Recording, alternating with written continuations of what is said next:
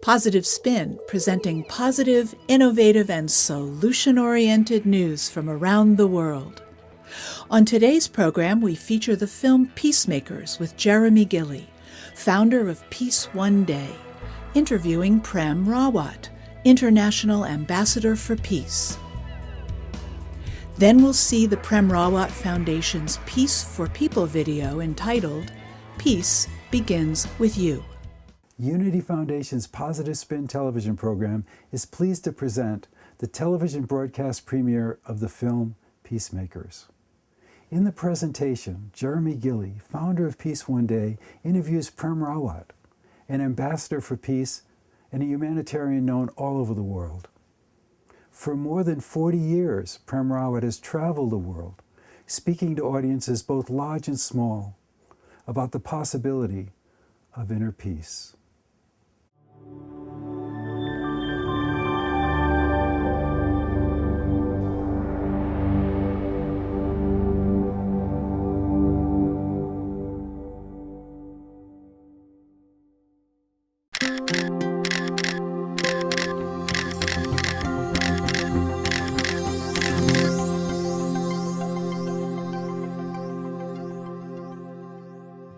Hi, my name's Jeremy Gilley. I'm a filmmaker and founder of Peace One Day. 2012 has been a benchmark year. 280 million people aware of Peace Day, 4% of the world's population. We can double that figure in 2013. By working together, we can institutionalize Peace Day, making it a day that is self-sustaining. A day when children are not bullied, women are not hit, and guns are not fired. Our theme for 2013 is Who Will You Make Peace With? So let's find out how this all began. The first film I made was a journey to establish a day of ceasefire and non-violence with a fixed calendar date, the 21st of September. That documentary was called Peace One Day, and it told the story of how and why the 21st of September is a day of ceasefire and non-violence. It is so decided.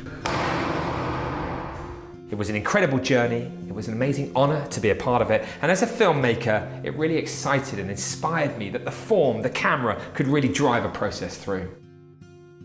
The second film I made documented the first ever lives being saved on the day, and that took us into Afghanistan. Jude Law travelled with me, and that was a great success. Everybody became involved in Afghanistan, including the Taliban, who agreed not to harm health workers on the day.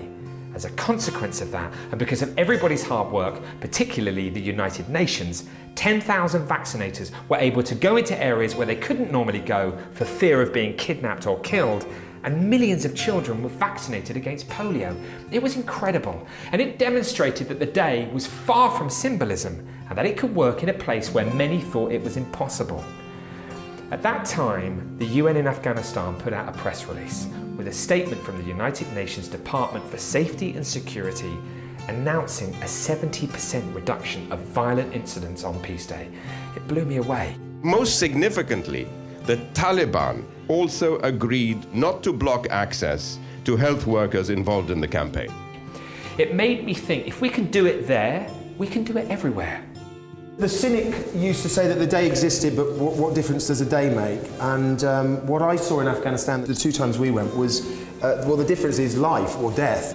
So I spoke to Jude and Ahmed Fauzi and to others, and that led to an idea, which was to try to manifest not only the largest reduction of violence in recorded history, i.e. in our homes, schools, local communities and between countries, but also the greatest gathering of individuals standing together in the name of peace on one day.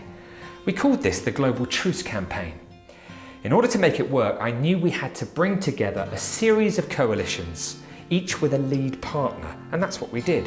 2012 launched a student coalition, partnering with the National Union of Students in the UK, a coalition of organisations committed to reducing domestic violence, partnering with EDV Global Foundation, and a coalition of non-governmental organisations partnering with Interpeace. The results were incredible. Thousands of organisations were activated by the coalitions across the world. It was the greatest year for participation we've ever seen. So, who will you make peace with? It really is an opportunity for all of us to become involved in the peace process. By working together and making peace with each other, we will improve the quality of our lives. Peace Day is not just about a reduction of violence in areas of conflict, it's also about reducing violence in our homes, communities and schools. So who will you make peace with? Who will you bring together on Peace Day? I first came across Prem Rawat because I was asked to speak at an event at the European Parliament. And Jeremy Giddy from Peace One Day. Thank you for your wise words. Thank you to the European Parliament for inviting me here today. And I saw him tell one of his stories, and it was, it was beautiful and it was profound, and it was inspiring. And so I clearly knew in that moment that I was listening to a man who had, an awful lot of wisdom on the issues of peace, and had clearly been thinking about it all his life. It is incumbent upon us to use our resources, intelligence, and the goodness of our hearts to bring forth peace on this planet Earth, regardless of how impossible it may seem.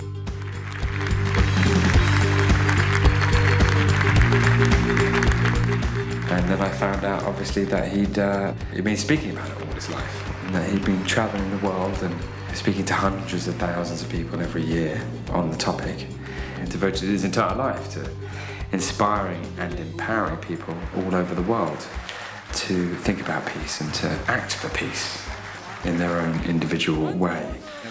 And he's an incredible human being, a very wise and courageous, powerful man. It is not the world that needs it, it is us as individuals who need the peace.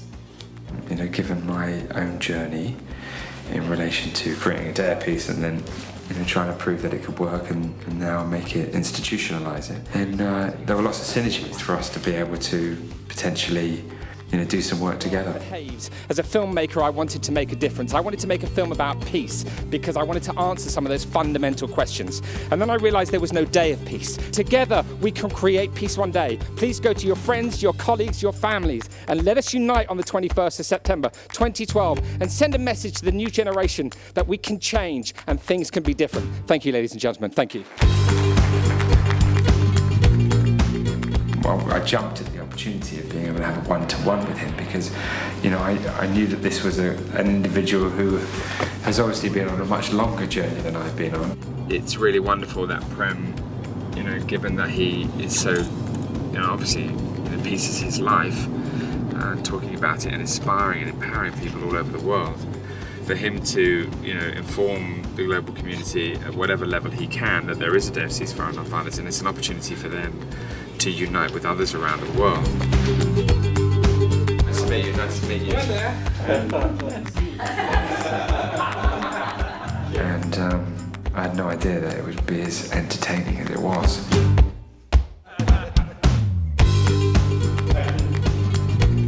Here we go. I spent 13 years on the road, talking about peace and trying to create a day of peace, which we did, and the idea that, if our world could unite, separate from politics and religion, and stand together as one, then in that unity would perhaps come a little shift in our consciousness around the fundamental relationships that we have around peace and sustainability. The idea that we come together as one. What do you think of that idea? What do you think of the idea of us standing together in the name of peace on a global scale? I think it is incredibly admirable if anyone makes those attempts to bring that consciousness in people. Think about peace, understand peace. That is so important because it just doesn't happen every day, But how important is peace to a human being? Because I really feel that peace is very fundamental. Peace is fundamentally inside of every human being, and we need to look at ourselves as the source of peace. Long time ago, that's what Socrates said, know thyself. He could have said anything. He could have really, truly said anything. Go climb that mountain, remove that rock, dry up that ocean. But he said, know thyself. And people talk about this, but they really sometimes don't understand what does that mean? to look at yourself as the source of that peace, as the source of that clarity, as the source of that joy. And so anybody who takes those steps, who helps people recognize the need for peace in their lives and the importance of peace in our society, that's an incredibly admirable thing to do, and it's so, so important in our society. We're going around the world and we're talking about peace, and we're trying to promote peace, and we're trying to promote a day of peace. But certainly the beginning of my journey was because I was so angry about what was going on in the world. I didn't understand why I was humiliated at school. I didn't understand why, the world was behaving that it was. And as a consequence of me being angry about everything around me, I wanted to go on a journey to create a day of peace where I knew I would fail, because I didn't think it would succeed, and then I could point my finger at how unwilling humanity is to come together, even for a day. But of course, the opposite happened, and of course it succeeded, and I'm less angry and I'm more hopeful now than I've ever been. What happens when I get angry? I mean, I got angry the other night at something that I didn't like.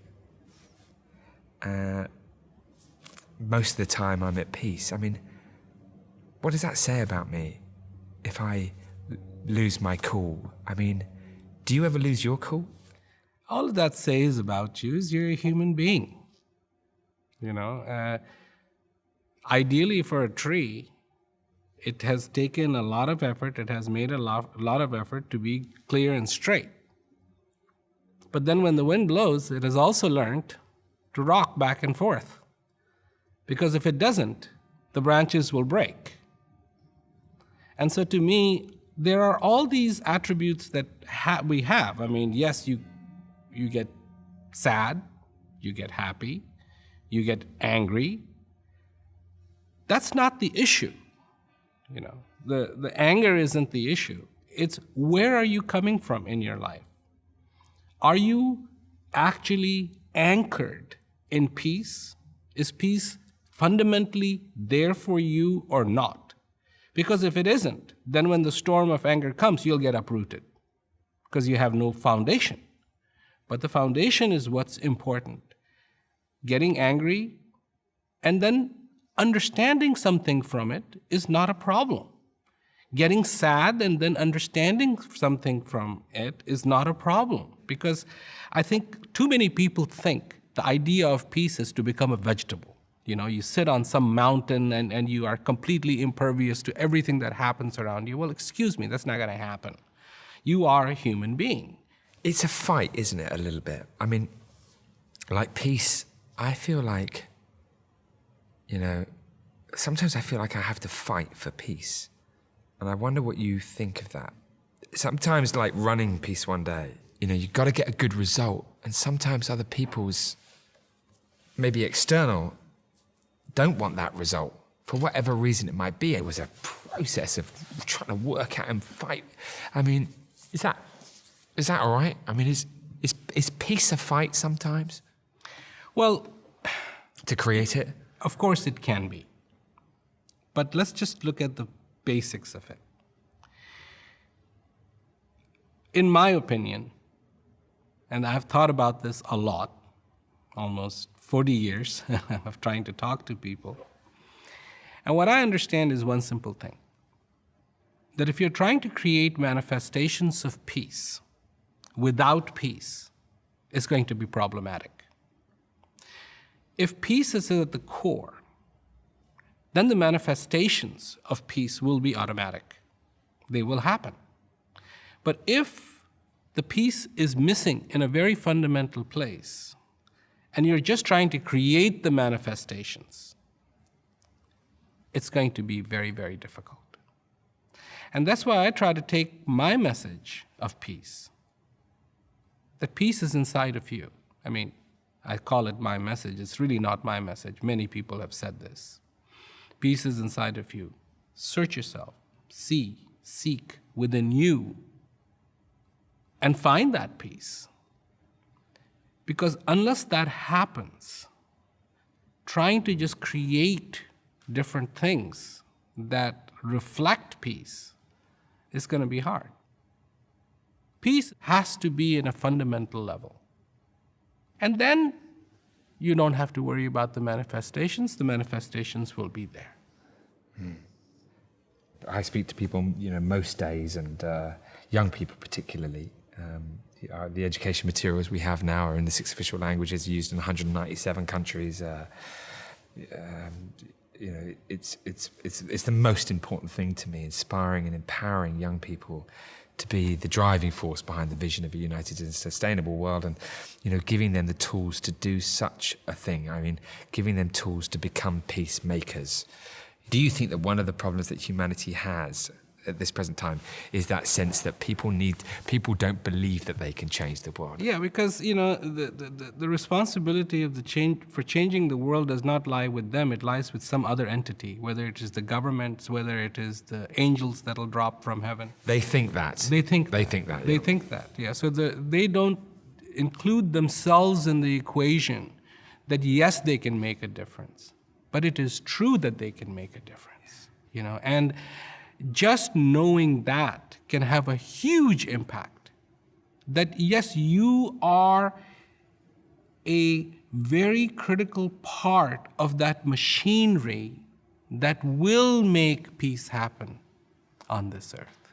That you're not separate from it. You're not just a recipient of a news that, oh yeah, today there's peace in this world, thank you very much. No, you are part of making it happen. And it doesn't matter who you are. Yeah. It doesn't matter who you are. And we put so much emphasis on our youth, which is so important because they are our future. But I want to also see empowerment of the people who are not children. Maybe they are great-great-grandfathers. Maybe they've only got 3 more days to be on this earth. But for them to realize as well that they are a part of that process of making peace happen. Yeah. I want to include everyone. I want to include youth. I want to include those people who will teach the youth. Very important. Yeah. Because if they are out of touch with themselves, what are they going to be teaching the youth? Yeah. I want to include the youth. I want to include people who are going to be teaching the youth. I want to include business people. I want to include governments. I want to include the poor people. I want to include the rich people. I want to include people who think they should not be included. I want to include everybody. I want to even include those people who we have said, oh, you have done something wrong, let's lock you behind 4 walls, because they're going to be coming out of those 4 walls too, and then what? Yeah. I want to include everybody. This is good news, and I want to say it again and again and again, like you need to, I need to, everybody needs to remember again and again and again and again, peace is possible. Peace is possible, man. Yes, it is. And maybe one day, it'll stick. And it does stick, and that's the point that you're making. I mean, that's why we're inspired and empowered and gunning it every day and working hard, isn't it? And indeed, many, many others all over the world. It is possible. It does work. Forgiveness happens. People can stop. Even when you say they can't, they can. Yes, of course. We have to believe, and and it is absolutely possible. I really want to see it happen in our lifetimes. Of course, who knows? It's a process, it's a journey, and so we're completely in agreement. And I'm sure the people who are watching it are in agreement too, that actually the greatest challenge that we all have is for us all to just embrace the idea that we can change this world as individuals, and if we stand together as one and do that, then bingo. But all of us, whether you're a great granddad or a young person in primary school, we've all got to become a part of this. We've all got to accept that actually peace is possible, that we can change this world, we can lift the level of consciousness around the fundamental issues we face, quickly. It's like, if each and every one of us realizes that we are the peacemakers of this world, that the problem isn't over there, the problem is right here, and if we resolve it within ourselves and around us, each and every one of us, then we'll change the world forever. I've been pretty much every conflict zone of the world, and I'm in 107 countries in the last few years, and like you, But frankly, wherever I've gone, whether it was Afghanistan or Sudan or Somalia, I never saw anyone fighting. I just saw beautiful people, like really passionate and courageous and hopeful. Pretty much everywhere you go is peace. I mean, of course I understand that there are people suffering unnecessarily and unfairly, and it's tragic, and I wish it wasn't going on. But actually, the greatest war that humanity faces is with a fist. It's not with a gun. And the greatest violence that's going to happen today is in a domestic situation. Yeah, you were saying, you've been to so many conflict zones. And when you were saying that, I was thinking, you know where the biggest conflict zone is? Right here. This is where the conflicts start. This is the big conflict. And every single human being on the face of this earth potentially carries the conflict zone on top, and also carries a place of peace within the heart of every single human being. Choose. And people like you who are going out and giving people an option, choose the peace. Yeah, no, that's exciting. I mean, it's very exciting. It's incredible to meet you, like really incredible. And like I'd heard you speak before, and I've known about you, but what just blows me away, and I find it like, when I think about it like a Jedi Knight, those guys in Star Wars, who have their lightsabers. I just think it's mind-blowing that you're so in touch with what peace is all about, and that you fly the world in the most incredible planes, complex instruments, all for, spreading the word of peace. I mean, you've got to be the greatest peace warrior on this planet. It really has been a massive honor to meet you, and really grateful for what you've shared with me, and I'm sure the people who watch this program will feel the same. It's been a pleasure, Jeremy, meeting you, talking to you. And I truly hope that I'm not the only warrior, that every human being on the face of this earth is the warrior for peace. All right. Thank you. Take care, Jeremy. Pleasure. Thank you. Pleasure. After being with him, Amazing.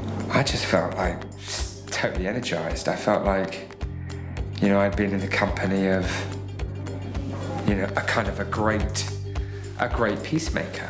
I'd been in the company of a man who had devoted his entire life to empowering people. A man of peace. It's a privilege to meet people like that. Obviously, it's an honor. It's an incredible thing, and I feel very lucky. It's just going to blow people away. It's going to, that's like a Jedi. Do you know what I mean? He's a true Jedi, isn't he? So it was a really interesting, kind of exciting, fun, inspired, moment in my life. It was cool. Well, it was a pleasure. Yeah, it was real great. Take care. Yeah. Take care. Yeah, thank you so much. Real massive honor.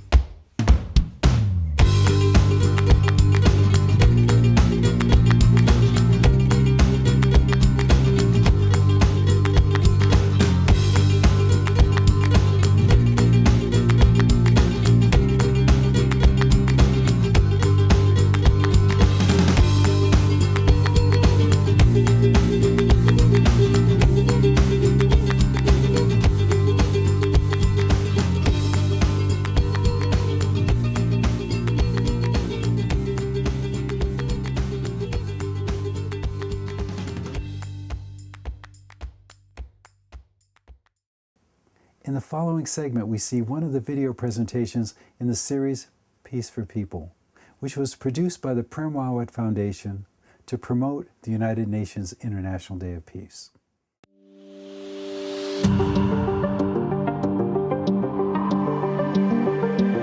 The truest nature of a human being is to be in peace, to seek contentment, to evolve, to gain knowledge. Every single human being on the face of this earth has the fundamental right to feel peace. And the source of peace is in you. It is time for the citizens of the world to open their eyes and become active participants in seeking peace. And what is that effort we have to make? We need to look at ourselves as the source of peace. If we take that approach, then peace will come. There's a place of peace within the heart of every single human being. Choose.